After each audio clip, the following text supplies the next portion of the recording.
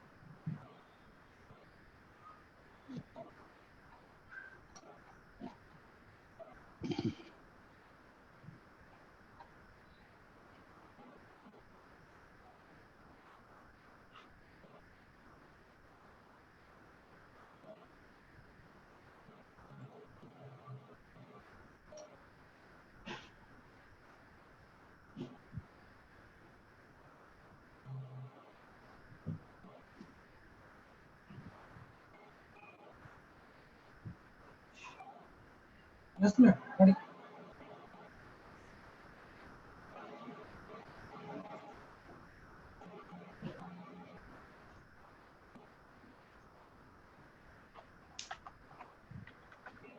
Ma'am, you are mute.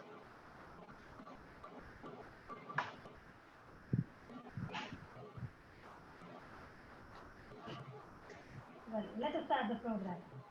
Happy evening, everyone. The exciting Iris Beyond Chalk and Talk series is back again with another interesting topic: online versus homeschooling for preschoolers. Hi, this is Radhika Turlapati, Academic Director of Iris Group of Schools. We are not here to compare or debate between these two modes of learning, but to provide the complete details of both the methods of learning. Today we have two wonderful panelists to give us their views on it. Well, we have Mr. John Sir. He is a consultant applied psychologist in the field of education and sport. In addition to BEd, he has done the International Montessori School Early Childhood Program certified by AMI, Netherlands. Mr. John is a consultant of counselors for 70 Vidyalayas of Jawahar Navodaya Vidyalayas run under HRD Ministry, Government of India. the South Indian Hyderabad region across Telangana, AP, Kerala, Pondicherry, and Karnataka. He has 35 years of experience working with children of all ages, especially in early childhood and teenage intervention. He is also a resource teacher trainer for principals and staff of Navodaya Institute from all over India. Teacher trainers for Association of ICSE, CBSE, State Government Schools of Telangana and APDC. He is a sports psychologist for Indian Army shooters. He imparts mental training for a number of national and international sports persons in various disciplines. He is a child development program, RN, Dissonance with UNESCO, AMI, Association Montessori International, ESF Educators and Frontiers, and activity-based learning method for NCRT and SCRT. I welcome you, John, sir. Thank you. Thank you. Welcome, sir. We have another panelist, Mr. Sonal Ravi Andrews, a counseling psychologist, founder director of Integrated Preschool Teachers Training Academy, and co-founder of My Playdate. He's a psychologist, powerful orator, storyteller, international speaker, poet, theatre artist, and certified professional in communication skills from Trinity College of London. Welcome, Sonal ma'am. Sonal ma'am, I think you're in mute. Thank you so much. Well, as said earlier, we are here to discuss about both the methods of learning, right? Online as well as homeschooling. So what is homeschooling? How does it work? So John, sir, I'd like you to give us details about the homeschooling as well as how does it work. Yeah, I think we need to be a little more clearer as to what do you mean by homeschooling. Many people are under the wrong impression that homeschooling means like a school. Not necessary. So we would look into that aspect a little bit and also try to understand what is this whole logistics about Montessori and early education and preschool. So first, let me tell you, there is nothing called homeschooling officially announced as far as India education system is concerned. In fact, till recently, there was even no permission to be running any preschool for that matter. It would come under a women and child welfare department, not in the education system. So this concept of school for little children is a preschool. That means before a school, what are the things that you need to develop in a child? So in simple way, we call it as getting ready for school. So a child up to 5 years to 6 years is expected to prepare and get ready to start attending school from class 1. So that was all about homeschooling. In the older times, the Gurukula type of system was at home, the child would spend time with the mother, home environment, and learn a lot of life skills which are more important for his learning up ahead in life once he completes 5 years. Then he is given to a guru. A guru would take care of him completely, holistic education, where most of the learning was life skill based activities, not immediately focusing on academics as reading and writing skills, but more of doing things, hands-on experience.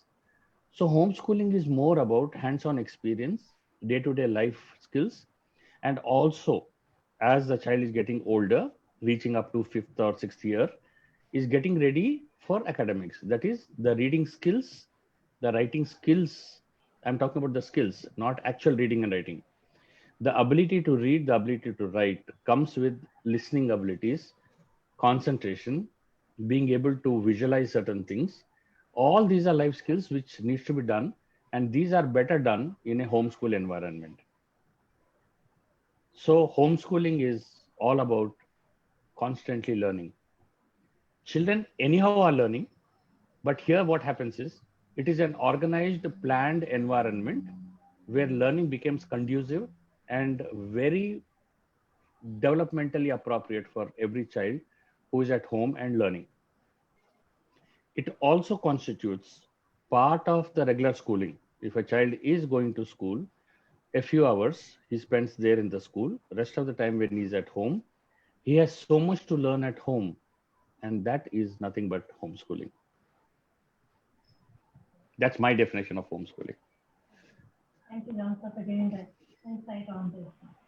Well, when it comes to online, so how are these classes useful for the children? Well, just brief us about it, how far it is useful for this age group of children. The wonderful thing said by John sir and gave a lot of clarity to all of us. This age, the age group that we are talking about, the period we are talking about is called early childhood. That's 3 to 6 years. Now, from the conception, the child has been developing, but the golden period for the child is up to the age of 6, where neuroscience says that 80 to 90% of the brain development happens in this age group. Now, if we are going to not attend to this brain in this period of life, definitely child is absorbing from the environment, but what kind of environment are we getting at home? If child is not attending to any kind of system, if the parents are not stimulating or not giving life skills or basic exposure to the child is not going to be exposed to lots of area where he needs to absorb from the environment and learn his prerequisite skills, as sir mentioned. For that, the preschool program was there. Now, due to pandemic, this black swan syndrome that we are facing, to do, not to do, online schooling came into the picture. When child is attending this, at least he's interacting through the healthy screen time. He is definitely making a progress in his brain development, which is in 3 areas: cognitive, cognitive, and affective. Analyzing, where you're collecting the data, where you're storing a little bit of knowledge, a concept, etc. Whereas conative is application of that knowledge. So when child has been taught by singing two little dicky bird, one up, one down, or something like that, the child finally gets to understand while playing, while singing, few concepts and creates a schema. Through the worksheet at home, he is now doing some kind of worksheet to applicate the knowledge he has given. That's called conative. And affective. I know this teacher. I love this teacher. Last year she was with me. Or mama likes this teacher. I love this teacher too. So there's an affective way. There are other children also studying with me. This is the least that we can do with peer interaction or with some kind of bonding through online. If children cannot come to school, we will take school to home. And that's how online will be effective for the child during this age. Habit formation year, brain development years, and this is a golden period. As I mentioned, we need to make sure that these brains, little brains, can absorb as much as they can and make application of it in further life.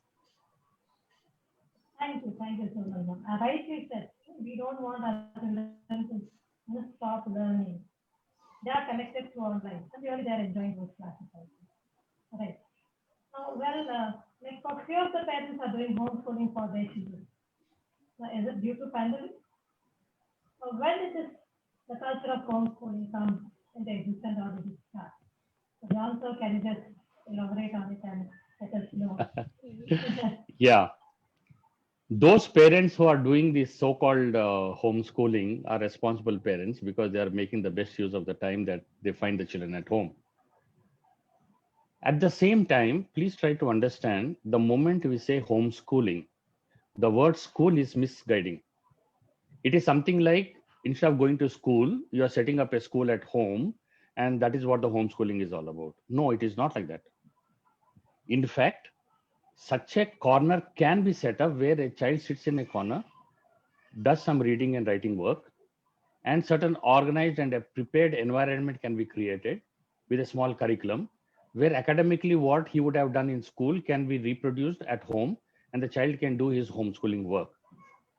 But please try to understand that all the activities that the child is expected to do or motivated to do or pushed by the parents to do, like housekeeping work, filling water in water bottles, keeping the environmental clean, doing their own self-help activities like taking their own bath, combing their own hair, wearing their own clothes, polishing their own shoes, all small, small things, self-care and environmental care we call. When the child is able to do this, he is also feeling satisfied that he is able to participate in the day-to-day work. And it also builds up a lot of self-confidence in the child that I can do, I love to do. It comes very natural and very passionately. In the days to come, life is going to be so. In this pandemic lockdown, it all got exposed. Everybody has to do their own stuff now. You can't expect the maid to do, or you can't expect somebody else to do things for you. So it is a very good habit when the parents are inculcating or motivating their own children to do their own small small things. The small things will slowly add up to become something, a life skill that we call talk about. So it is very essential that parents who are doing the homeschooling for the children, they are doing good job. Pandemic came as an excuse for people to realize that it is very important that everybody does their bit.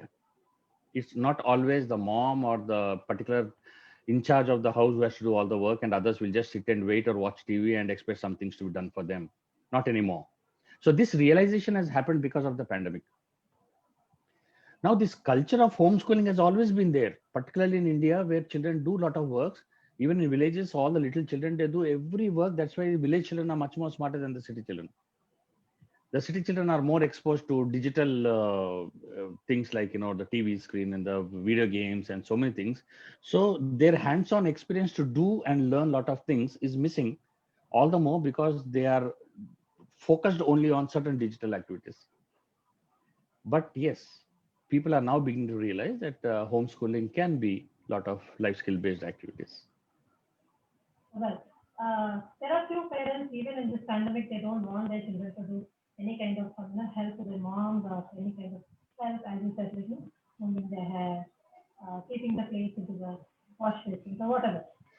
So, how to guide those type of parents? They don't want the children to do anything because they say my child is very young to do all these things. He can't carry all those things. So there are Such few parents, parents. yeah, such parents must undergo orientation classes. So instead of trying to focus online classes for children, I think Sonal also will have to agree with me that we need to have online classes for parents on parenting and the importance of early childhood and how the first 6 years that she has been talking about, the very precious developmental period, everything that goes into that little head where 90% of the brain would have developed by the time the child completes 6 years is so phenomenally important that parents must realize that this is the time when you give the necessary inputs, and that is more about self-care and self-environmental care.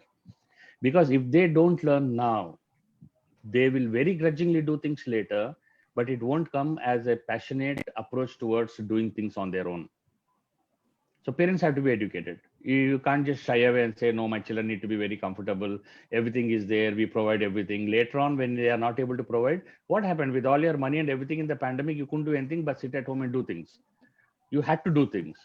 So if it would have come naturally, people would have loved, oh, so pandemic, it's like a holiday. Let's take and enjoy this pandemic rather than cursing about it.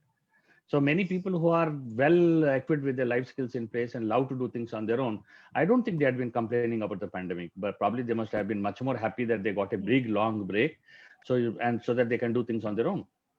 So that's what it is all about. So parents need the orientation classes. I am ready for educating these parents. So somewhere down the line, if you feel, oh Absolutely. yes, we would love to train our parents, let's have parenting sessions also very soon. Okay. Very Okay. true. Sure. Right. So Radhika ma'am, I would like to add something here. Uh, you know, as you rightly have observed that parenting styles have changed. Yeah, Parents are now child focused. yeah, When we were growing up, we were around our parents and we were casually brought up. The house ran about the parent and children had to accommodate. Now, child is the focus and parents accommodate. I'll give you a small example. I was teaching dancing to, I think, grade one or two children, some folk songs and all, folk dance and all that. And one child kept watching. She wanted to so dance. And I kept telling her, come on, join. And she refused. After fourth day, after a lot of, I could see her body moving and dancing, but she wouldn't come. I thought maybe she's shy, but I realized that was not the case. So actually, buddied her up and I asked her, what's happening? Why you don't want to dance? She said, ma'am, now I'm in class one. No, I must don't help. I don't know how to tie my shoelace. So for dancing, if I remove, I cannot wear it again. So instead of pampering our children, we really need to make them independent. Nowadays we see parents who feed their child. You're not helping them, you're not pampering them, you're making them handicapped. I'm sorry for using such a harsh word, but that's the fact. We need to make sure that my child is independent, not only in making decision that which cartoon he wants to watch or which pasta he wants to eat. He needs to be independent by being himself, packing his lunchbox from the dining table, taking things, putting in his tiffin box, filling his water bottle. By age of 3.5, my child is capable of doing all this.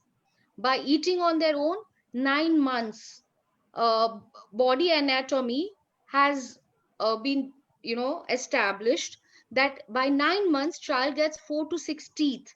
That means your muscles are ready to pick the morsel and put it in the mouth.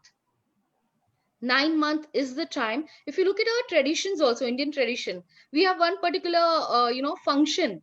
When child is 9 month old, first time child has to have rice. In Telugu we call Annaprasana. absolutely, it is done at that time because child is ready to eat on his own. Now imagine you are depriving that. Your favorite food, if somebody is feeding, you won't like it, you want to eat, you want to smell it. Allow children to do their chores on their own. Let them take decision how much they want to eat. It's very important for us parents to release our our issue about focus on child and make them suffocate with us. Rather, let them be children, let them do for themselves, take decision, make little mistakes, stumble a little, and learn that what is the consequence of those stumbling moments. So I think it's really important, the question, as John sir rightly said.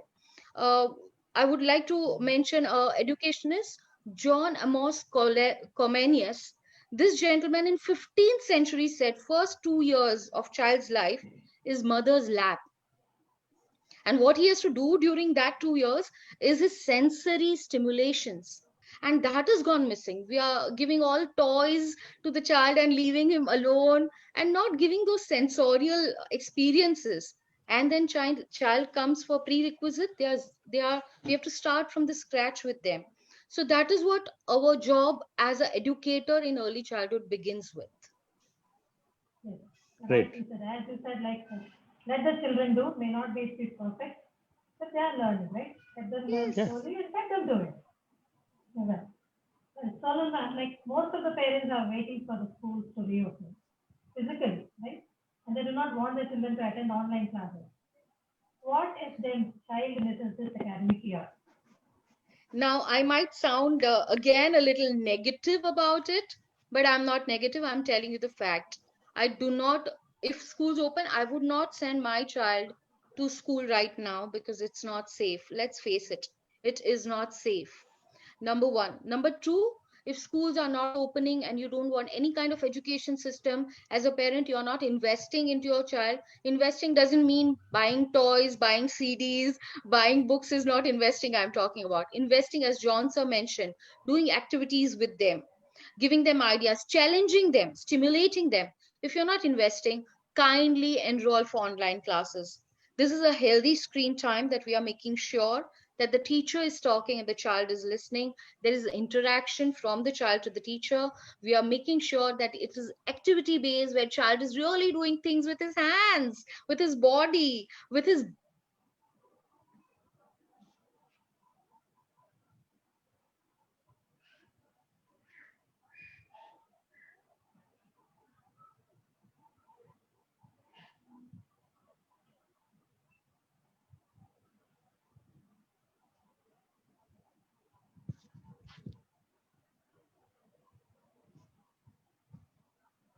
I think there is some internet glitch.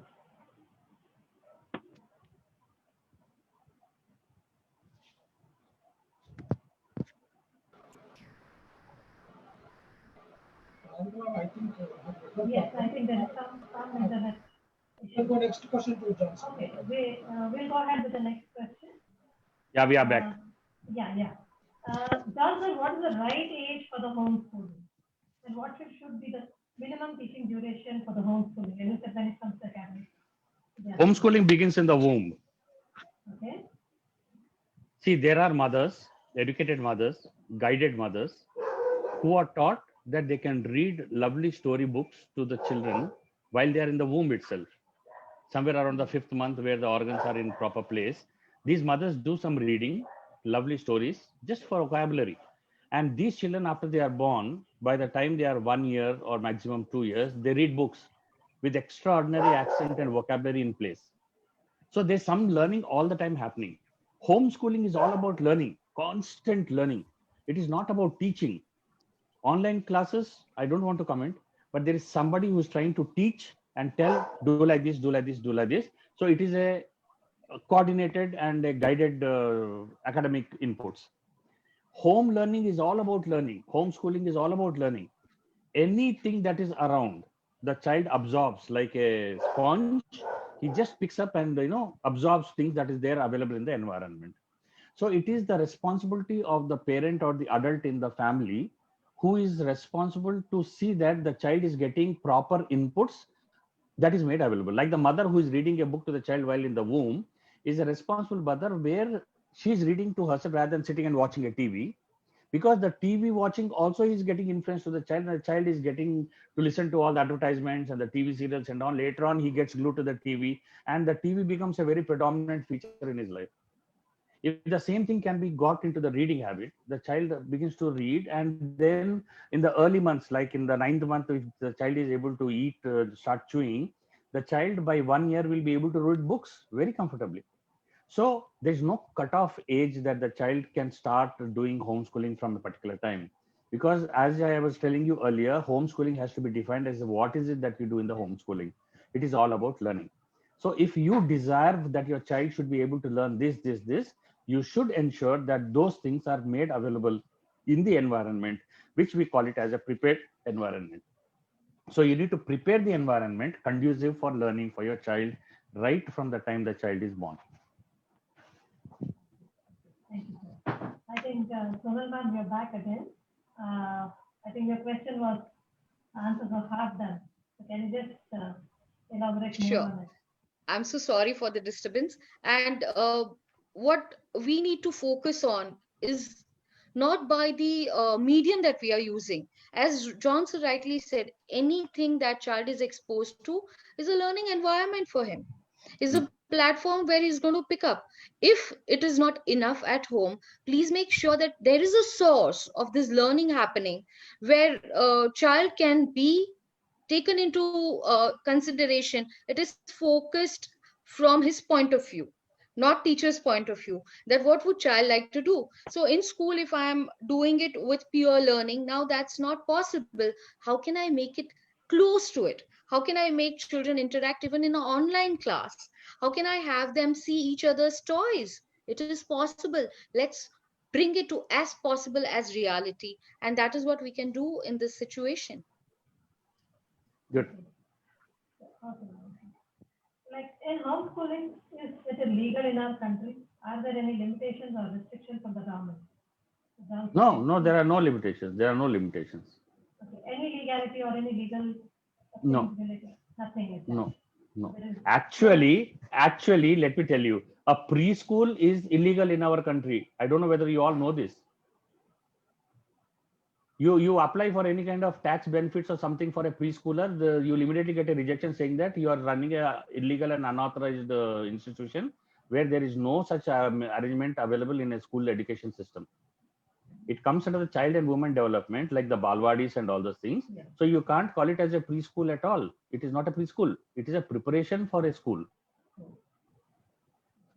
So it is, everything is a preparation for school. If the mother is talking to the child properly, and if the child listens to the mother or whoever is there in the family, the child is developing his learning listening skills. Those listening skills are going to be very helpful when the child sits in the classroom and listens to the teacher. So that is how these preschool or school readiness skills are being developed. For that you need permission, and from whom? Nobody. We are responsible for our children, so we have to do this. There's nothing legal about it. There's nothing legal about it. Oh, okay. So how do we make this online classes impactful so that the children do not miss their learning? Sonal ma'am. Right. So, a lot of time as being a teacher's trainer, especially pre-primary teacher's trainer, I had been asked that, how do you do this online class? In my class, children don't sit at one place. Now they are at home. How will it happen? But there are so many advantages. Let's think Mm. about them. Being a playgroup or a nursery teacher, you saved that 2 weeks of time where you had all crying babies coming. Now baby's at home. He's not crying. Number one. Number two, your ease to talk to the child being next to the comfort zone. That's my parent is really good. Is really good. How do we make it impactful? Number one, I'm okay if my child is still running around the house. I'm okay. It's my voice that should orient the child to come to me. It shouldn't be father saying, "Hey, bat idhar." It shouldn't be that way at all. I do not want it like that. How do I make it impactful? By making child interested. As a psychologist, we all speak about attention span. Everybody will say small child has 10-minute attention span, 15-minute attention span. But same child, you put him in front of TV or a cartoon, or he plays his favorite game, how much time of attention span he'll have? Numerous. I mean, hours and hours and hours. Now, where does this attention span come from? It's an interest that develops. How interest develops? When multiple zone in the brain gets activated, fired, your brain gets glued. That's called interest. Being a teacher, if I'm speaking in a manner with my body, with my action, expression, voice modulation, and I'm giving child something that he needs. And what does the child need? Something really new, something doable, achievable, yet challenging. Now, that's the combination that we need to work in our curriculum. If that is a combination, you will grasp the attention. Grasp is something that I have coined. G for games, R for rhymes and songs, A for activity, S for story, and P for puppetry. Start every concept with a grasp, one of them, and see how child loves to do it, because there's no exam in games, there's no exam in activity, there's no exam in story. Child loves doing it, repeating after you, enjoying. Now that enjoyment comes to being interested, attention makes it impactful. So this is how our delivery as a teacher, as a curriculum planner, as a management should be, that child oriented, and what child needs I provide it, and make sure that he learns step by step in a spiral manner. Rightly said, like the voice, what the teacher's voice, attract the child. And the first thing is that the child is at home with his loved one, Yes, mother or father. yes, yes. Uh, John, sir, like preschooling is all about social and emotional development, right? Yeah. So how is it possible for a child to cope up all these skills at home when it is a homeschooling? Yeah. That is why all the adults in the house will become children while they are with the kid. It happens. Everybody wants to play. Everybody wants to do chuku chuki, chi chi chi chi, all the talking, everything. Everybody get into the baby talk mode. So it's something like, the adults coming down to the level of the child, that itself becomes a social gathering, right? But of course, it's also the neighborhood. The children, if they're in the gated community, they go out and play. And then, I mean, so many things, one after the other, one after the other, it all works out that the child is developing socially. Also, he sees other children and tries to imbibe upon them. See, most of the things in the cartoons that they sit and watch, they also look at the cartoons and they try to emulate the cartoons. That is again a social development. Social development doesn't mean all the time you are sitting in a group amongst other children and only then you are beginning to develop. Not necessarily. Even in the absence also, it happens like that. So like this in the online classes also, if there are 50 children there in 50 different homes, that itself is a social development also. Each interacting with each other also makes all the difference. Emotions, yes. Emotionally, most of the children are very comfortable, like Sonal had been telling. The parents who are a comfort zone are there around, or the teddy bears are there, or some toys are there. Or if nothing, they are sitting at home in their comfortable little own chair or their own little bed and doing whatever they love to do. So that itself is a very emotional development. What is emotional development? Where you are comfortable with, there you are becoming emotionally strong. And the entire home environment is a most comfortable zone, unlike the school, which cannot be always the emotionally strong place. The toilet can be very conflicting, the ayahs can be very conflicting, the other children can be very rude to him. So the risk is always high that the emotions can go upright, it can go wrong. So at home is more comfortable. Yeah, of course, as he keeps growing, if he needs to have a wider audience and more social networking, and then more emotional challenges keep coming up, such kind of things can always be worked out. So what's the role of a parent to prepare the child for online classes? Oh, thank you so much. I really, really would love, as Tonsa rightly said, more focus instead of giving to a parent, we need to focus focus on the child. We need to shift it to the parent. I would be very, very bold in saying that this is the generation of parenting. I will give you a small example. So far in 90s, we used to have advertisement where to sell anything, there would be a beautiful, pretty girl who would come, okay, with a beautiful clothes and beautiful looks. Now, all the advertisements, you see a little child, Porapo for Surf Excel or any detergent. The reason is Yeah. today earning community has become child oriented. They are the ones who are absolutely whatever my child wants. I mean, the food that was cooked yesterday in my house, I mean, yesterday as in when I was a baby, was my father's favorite, but now it is child's favorite. So parents are focused on parenting. One of them is me as well, who quit working as a pathologist to be with my child. So whole focus is on the child, but that shouldn't suffocate or harm the child's liberty to be who the child is. So as you have asked that, how should parent be handling the child during this pandemic to do learning, to do online class in whichever way? First of all, you need to replace being a absolute patrolling parent. What are you doing now? What you're doing? What you will be doing? Did you drink water? Did you go?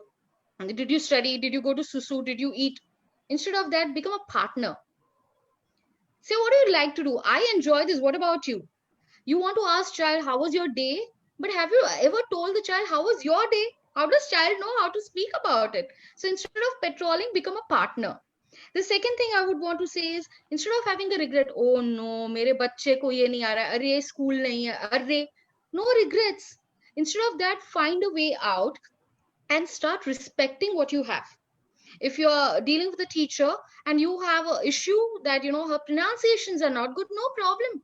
She might not be speaking well the foreign language called English, but she is making engaging classroom with your child. So developing a mutual respectful environment for the child is very important to prepare him for the class. The third thing is, instead of spying on everything that, what homework, what this, that, what is child all the time engaged with, leave the child alone. Believe instead of spying in supporting him. If child is trying to climb up, don't make it easy for him to climb. Let him climb. Don't just carry and put him up. Let him develop his limbs. He's trying to contract them, relax them, and it's necessary for his growing up. Only then his toilet training will be good. I know it sounds really, what am I talking about?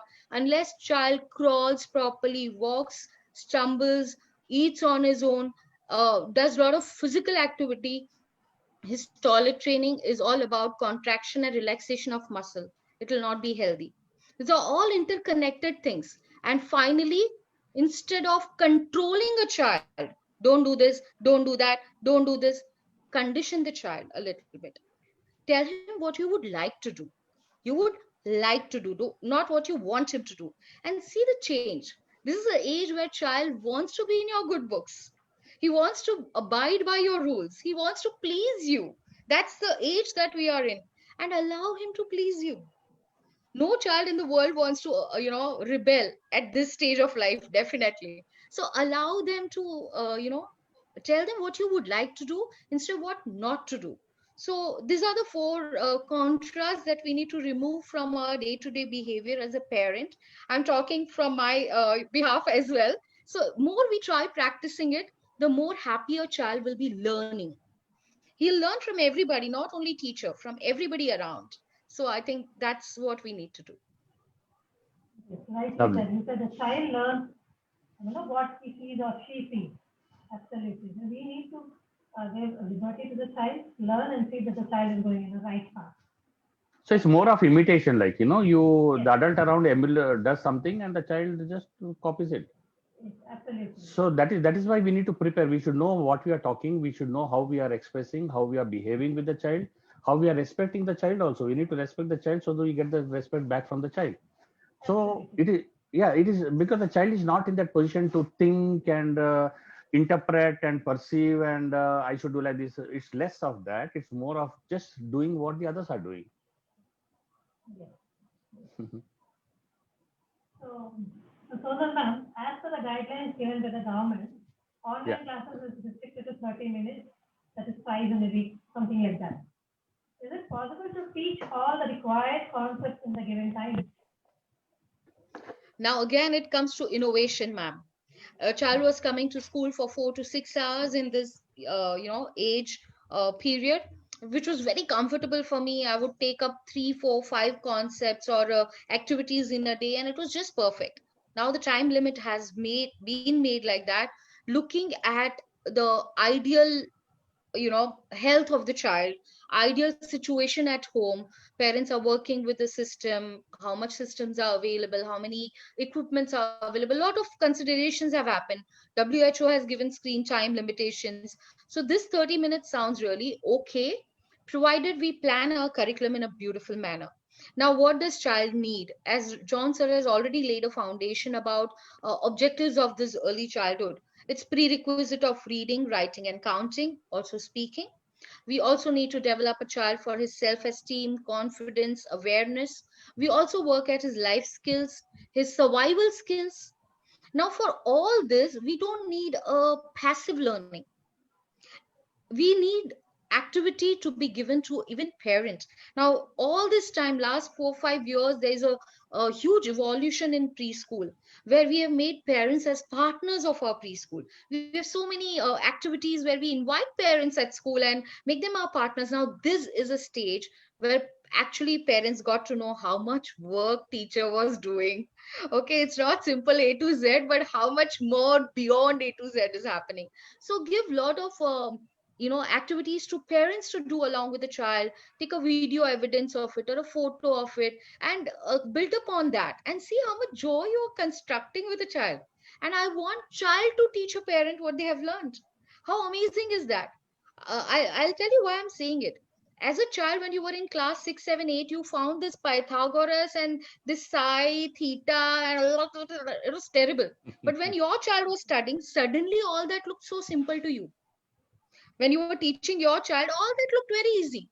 The reason is when you teach, you practice more, and that is what I want child to do. Instead of parent teaching a child grasps the concepts and delivers it to parent. Now, how beautiful will that work? So in a week, if I divide my curriculum in a manner that even in half an hour, I'm doing a little bit of kinesthetic, energizer, pacifier in any way. And then I'm taking one of the numeracy or literacy or a thematic base. My work will be beautifully done. I need to focus on the foundation instead of teaching A to Z, CVC words, and big, big sentences. No need. Child will pick that up. Child is very logical, especially Generation Z is too good. We don't need to worry about them picking up from the foundation. Our job is to build the foundation. For literacy, make sure the child is doing VLSRW, that is viewing. As John sir mentioned, give a good environment for him to view things. How my parents are speaking, that's how I picked up my language, mother tongue. Why not English? Listening skills, the most ignored skill is listening skill. We all need to pick up that skill. Speaking skill, reading skill, and writing skill, basics. Turning the page comes from eating food on your own. So when you do this, you are developing fine motor, eye hand coordination, and child is moving his finger. All this comes from your daily life. For numeracy, it is MSOP. They are the pillars: matching, pairing, ordering, sorting. Don't we do bring child to the kitchen? It's a best field. Ask him to match vegetable to vegetable, fruit to fruit, or let him just segregate according to what he thinks is the right classification. And when you'll hear his ideas, you'll be so proud of your child. Plus, we have different languages of math like size, big and small. Allow children to experiment at home.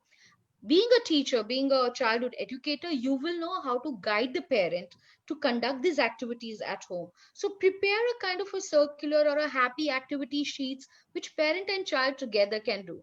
About the EVS or a science, it's everywhere. It's everywhere. Exposure to a child, allow him to experiment, and finally let him explore more. That is how it is going to build up about this subject which we are very worried about, but it's in my day-to-day life. Rather, in multiple intelligence, the maximum multiple intelligence are in one activity is cooking. How many parents are allowing their children in the kitchen to do mess up work, to do peeling of things and kneading the flour and all that? It's really important for my child to do. So do not get worried about the hours, but get conscious about what you're putting into that hours, or how you're guiding parent to have a wonderful constructive time with the with the child. That doesn't mean the parent will say, dekho beta tumne ye kiya, that means now your fine motor is developed. No need. Child doesn't need to know anything. Child is to enjoy doing the chore, and that's the fun part of it. Yes, rightly said. The school is at home only, especially in the kitchen when it comes to kind of cake or whatever, right? Kneading the atta or peeling. So all these things. And Yes, children really enjoy. The only thing enjoy is it. that mother should not feel that no, I have to do a lot of cleaning work later on. So Yeah. that also can be taken help by the child. The child can help Yes, mom to do absolutely. it. So there the child is Absolutely. learning. Right? I'll, Very I'll, I'll, true, very I'll true. add a technical, I'll add a technical and a scientific information here. The more Uh-huh. the child is able to use his fingers, the nerves that are connected to the brain with the fingers are very activated, and the brain is kept very busy. Just like the stomach asks for food when it is hungry, the brain is asking for a lot of work to do something or the other, and ye bechen hote rehta hai fingers, like they want to do something or the other. And when you give them work like this, atta ka kneading the atta, or they're cutting vegetables or sorting and all these things, there is so much of satisfaction that the child feels, I have done something. It's something like, you feel like scratching your back and somebody comes and scratches for you. You feel so nice. Exactly the same way. Children feel so satiated that, their work has been done. The fingers have been satisfied. That's exactly why we need to give a lot of activities. The fine activities, fine motor skill activities that we give, the more happier the child becomes. And a happy child needs to be happy here. Yeah. True, sir. Rightly, sir.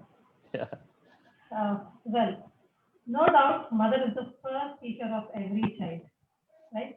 But when it comes to formal teaching, every parent is not a teacher. Will the parent able to do homeschooling? Again, John, sir, can you just elaborate on this and how do Yeah, we do this? consciously or unconsciously, most parents are doing the homeschooling at home. Mm-hmm. Sometimes because of lack of time or lack of patience or lack of understanding, or because they are ignorant, parents don't do what needs to be done with their children. Like how Sonar was explaining, the child can eat on his own, he can do things on his own. Somebody has to tell the parent, this is what your child can do. Let him do, allow him to do, and also give him the necessary support system to help him to do things. Like, for example, a 2.5 or 3-year-old child would love to sweep and mop the house, but then you don't want the child to mess up because you feel that the child will mess up. The maid is coming and doing, or the mother is doing, or somebody else is doing the work, and this child will go and do it again. He might mess up. So immediately thinking, don't do those things, don't spoil, and blah blah blah. It is all a conflict. But if a understanding mother begins to teach the child how to hold the broom, how to sweep, how to mop the house, you just don't know how lovely and how beautifully the children will do the work. It is not about you are giving your work to your child. It is giving the responsibility to the child, make him feel responsible, and also being skillful, and also he is wanting to do things. Those little children love to do things. They want to do things. It's not only love to do things, they want to do things. The brain will be asking kuch karo, kuch karo, kuch karo. And then because you don't want them to do anything, they sit in the sofa, they put on the TV and they watch the cartoons, and they're stuck there. So that is the dangerous part. So the more they do, the more they are happy.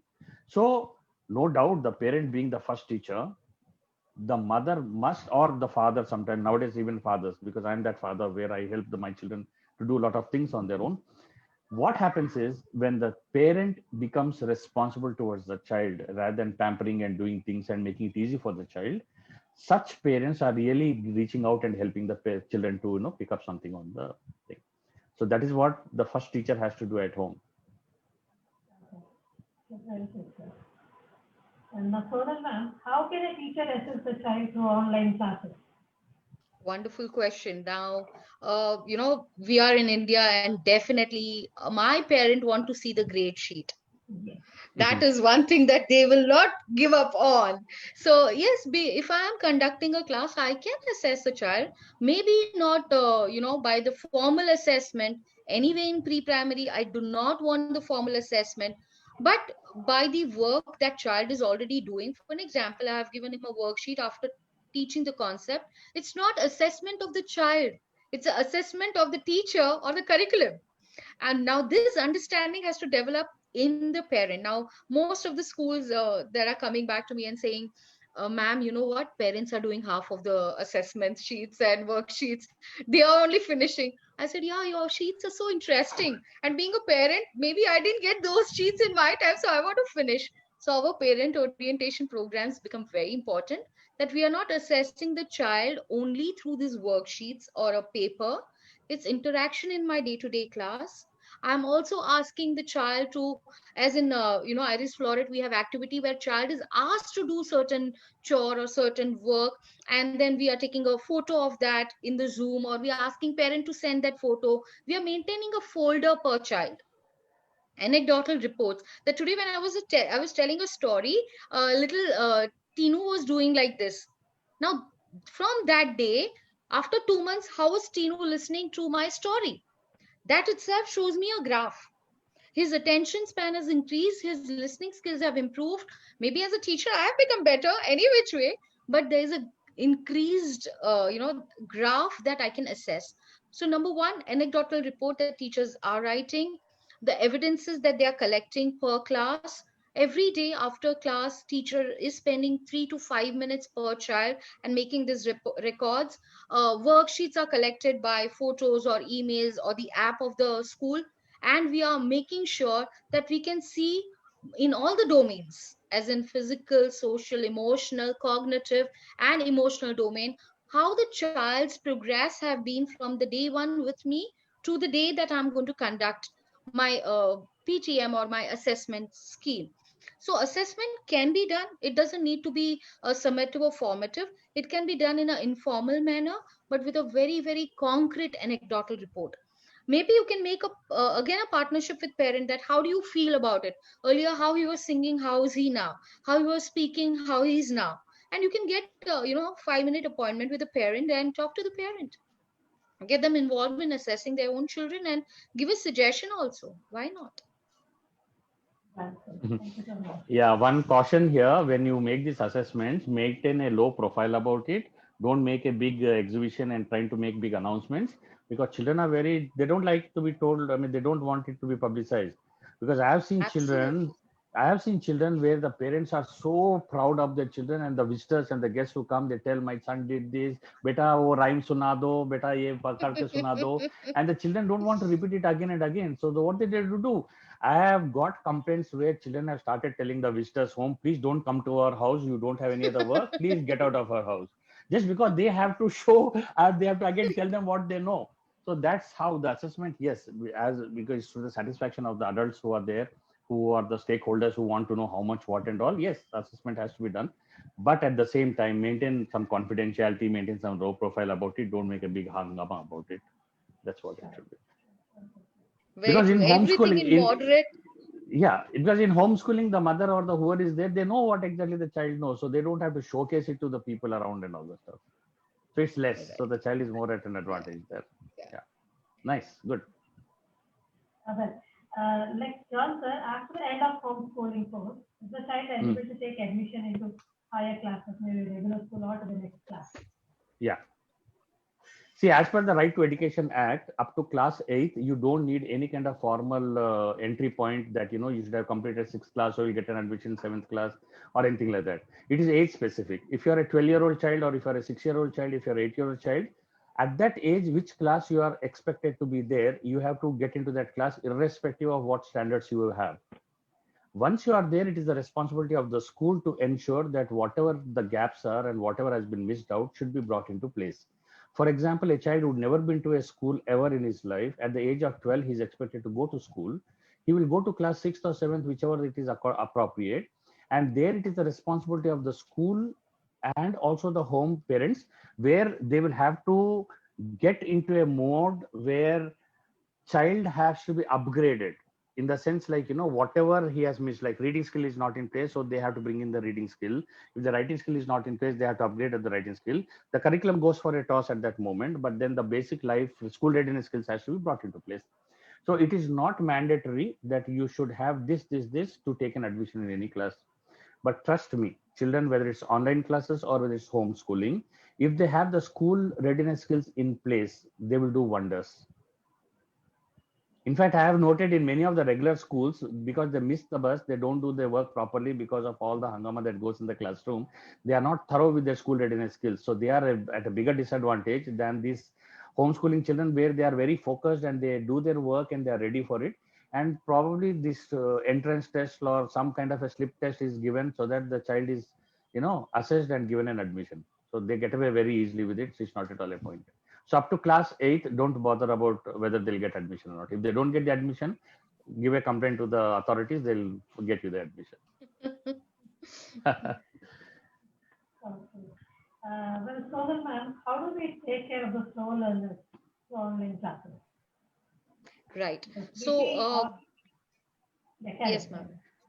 Yeah, so in every class, I mean, not only in preschool, in every class, we will see a bell curve. Bell curve is, the bell shape. In any graph, in any classroom, you will see this bell curve where 10% of children will be a little slow in learning compared to 80% of the children who are average. And there'll be another 10% of children who will be very quick, who will be, faster than the teacher. The teacher is saying, and they will complete the sentence, or they'll be one step ahead of the teacher. So this is a typical bell curve situation, which is found in every class in the world. And that is not age limited. Even in the higher classes, even in the universities, you will see this kind of curves. Now, how do we deal with one curriculum, with one teacher, with one methodology, approaching this entire group of people, cohort? So ideally, what we practice is we create three kind of worksheets as assessment sheets. Okay, where one is absolutely a beginner, which will be very easy for my childhood, who is a little slow. For an example, I'm giving 8 questions in my normal worksheet. Here I'll give, say, 5 or 6. For the fast learner, I will give little more complicated questions, higher on Bloom's taxonomy kind of a question. High order thinking will be required. So I prepare 3 worksheets. I give everybody, let's call it A, B, and C. A for the slow learner, B for average, normal, that is normal and good, and C is high, okay, who are fast. Give everybody B to assess how they have done. Give my slow learner A to do in the class, B for the homework. Give B to my quick learners and C as a stimulation. All the children will do all the 3, but at different levels. Some will do at home and some will do it during with the teacher. Now, why I'm saying this will give them self-esteem. When everybody is finishing B, even my slow learner will finish A. I feel good that I'm finishing. Apart from that, as a teacher, I need to spend little extra time with this child and handhold him a little. Handhold doesn't mean hold hand and write with him, not at all. No, please do not do that. That's again making child handicapped. Let him write out of the line, out of the box, no problem, till he gets where he is supposed to get. Slow learners take time to bloom. They might bloom. Trust them. Or start every day with a lot of patience from the same line and every day take them a notch up. Patience is the key. Belief in the child, respect for the child, and belief in your efforts are the 4 points that you need to remember as a teacher with a slow learner. Do not label them as a slow learner. Today they are slow, tomorrow they'll be really quick. I'll give you my own example. I was in UKG. My teacher went to my mother and said, "We are going to make Sonal repeat UKG." My mother said, "What happened?" I said, "She just doesn't speak." And that was truth. I was an absolute no speaker. I mean, now it sounds little unbelievable the way I'm speaking, but at that time I was absolutely quiet child. My mother used to put me in a showcase with a, pomegranate seed, and 2 hours I will just quietly eat. I didn't like speaking at all. I repeated my UKG, but when I came to my class 3, I directly went to class 5. I took a skip. My blooming period was not that, it was later. Allow child to be who he is, work with his pace. Like Maria Montessori says, every flower has his own blooming. Allow them to bloom at their own pace. Don't push them. You're going to really, really mar their growth. So slow learners, it's nowadays we say slow learner, ADHD. In our times we didn't have these labels. We were all those things, but we didn't have these labels. Yes, we need to spend a little extra time with them, condition them, but most importantly, get them ready for formal, develop their self-esteem. Half battle will be won by that itself. So preparing your 3 level worksheet, giving them a lot of self-esteem, practice, a little special tricks and tips, how to cope up. You're doing well, encouragement, partnership with parent. Again, I'm repeating, you need this parent to be your thick friend. Only then this child is going to bloom very beautifully, grow very beautifully. Rightly said. Teachers should have a lot of patience, passion, and as you said, a little extra time to take care of the child, right? And partner with the parent is very, very important because you need to, when you understand the child, it will be easy for you to tell the parent where the child is. And with the help of Yes, each partner with each parent, child, absolutely. and the teacher can make the child really, really blooming. Absolutely. Uh, John, sir, I'd like you to give some tips for homeschooling to the parents. No, now after listening to Sonal, I don't see any difference between a homeschooling and online classes the way she has expressed. No, no, Thank you, sir. because that online classes gives a very different picture. Like the high school children, No, they're all glued to the TV, and the teacher is teaching on the blackboard or the whiteboard, and the child has to listen. He's not interested or interested, whatever it is, and it's such a torture for those children because I keep getting complaints from the teenagers who say, "What kind of stupid classes are these? We are expected to sit there and learn, and they don't do the learning." On the other hand, they study on their own and do a better job of it than listening to the on so-called online classes. But if this online classes, what you had been talking about, Sonal, it is at home, the child, you are only guiding the parents because the parent obviously is the stakeholder, the coordinator. And together when you are doing it, that's exactly what we are doing in homeschooling also. In homeschooling, obviously, if I'm the homeschooling teacher and I am going to give some kind of a support system, it is the parents who has to play the role of whatever we have to play the role, and we only guide the parents, give them some videos, give them some audios, and give them some pictures, some worksheets or whatever, and give them a guide, mostly because it is activity based. So we recommend a lot of activities to be done, and that is what all learning is all about. So my tips for the parents is, leave the child alone, give him the independence, let him have the freedom, let him do whatever he wants, but plan and prepare a proper environment so that what you desire out of the child is executed and applied appropriately, and age appropriate activities. Like for example, you ask a 6-year-old child to take a broom and sweep, the child won't do that. But you ask a 3-year-old child to take a broom and sweep, you don't even have to ask the child. They are just waiting for you to say it, or they just start doing it off, even if you say no. So it is all age specific. So you need to plan properly how the home environment can be, how the schooling at home can be, how the life skills can be presented, how the school readiness skills can be brought about, and build up a complete program till the child completes 6 years when he's ready to go to the regular schooling that happens from class one Yes. onwards. So for that, you need expert counseling. So we are there, people like me and Sonal, and of course Iris Flores. So they are doing a very good job. That's what I came to know, that they're running both online school and homeschooling also. So I'm also very curious how they're able to do both together. It might not be two together because the choice of the parents. I think the parents have the advantage to decide on the homeschooling or whether it's online schooling or combination of both. I would now recommend that there can be a combination of both online classes and also homeschooling, which together at the end of the day, a growing child who is growing very fast at the age by the time he completes 6 years, the 90% of the brain that is growing up, whatever right inputs go in whichever medium, whether it's online or whether it's homeschooling or with activities or whatever it is this learning thing, the curve what she talked about is what we need to focus upon. And parents, I think it's time for you to grow up rather than expecting the child to grow up. Rightly said. Very well Sonal said, ma'am, sir. few tips from your end for audience. Absolutely. I will give from three dimension. Uh, Core being the center being my child, okay, my little baby who wants to learn, who's hungry to learn, but he's shunned away by saying learn, learn, learn, learn, learn.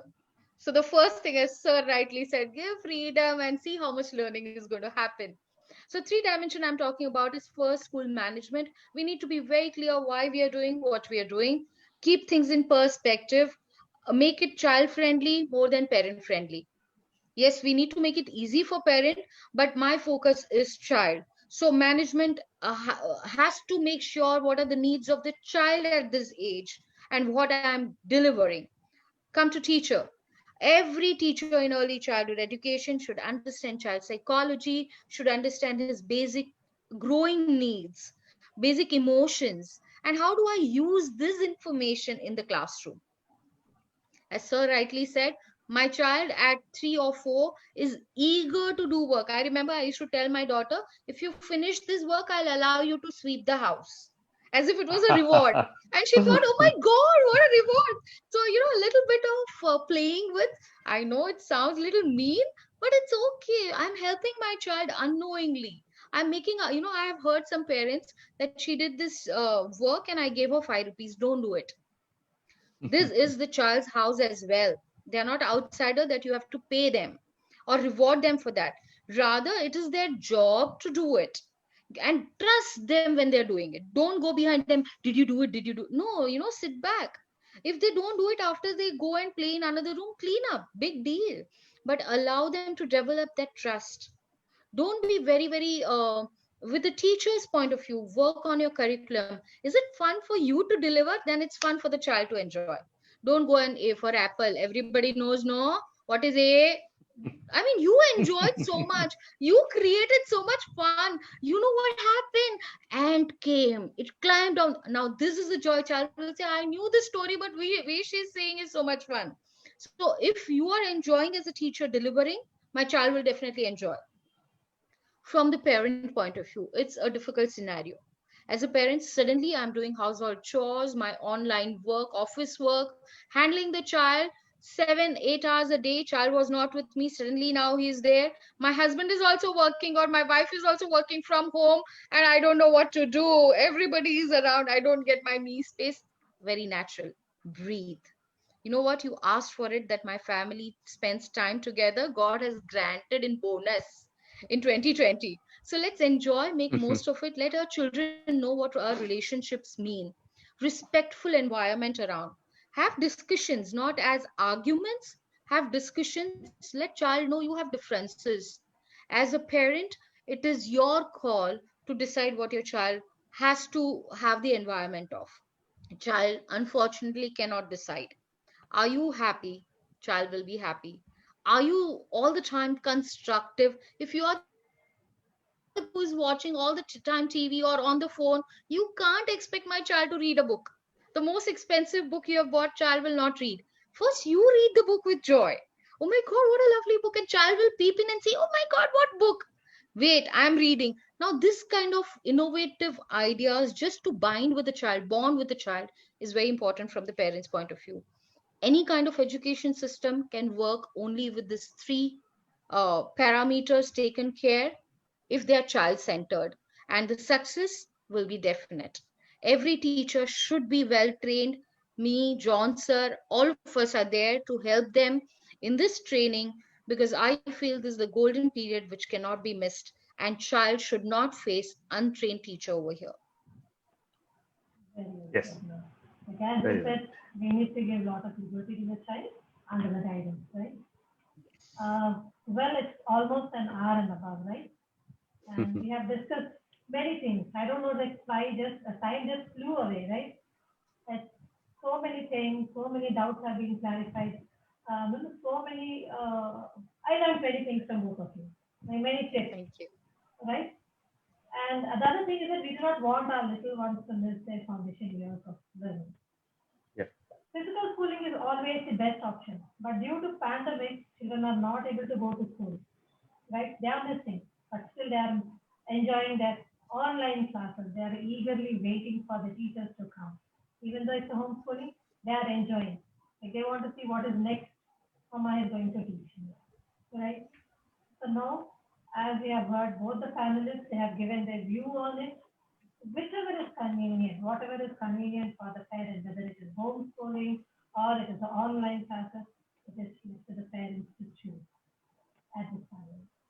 And but we at IRIS, we are offering both, as John sir said, we are offering both online as well as homeschooling.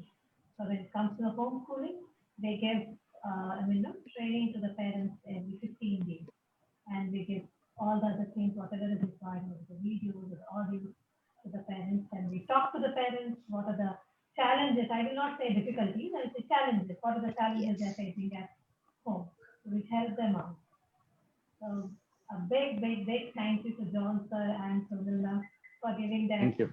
valuable points, their valuable time, and Thank you. given a lot of insight for both the options, like homeschooling and Thank you. Thank you so much. Thank you. Thank you so so much. much. Thank you so Thank much. you. Thank you so much.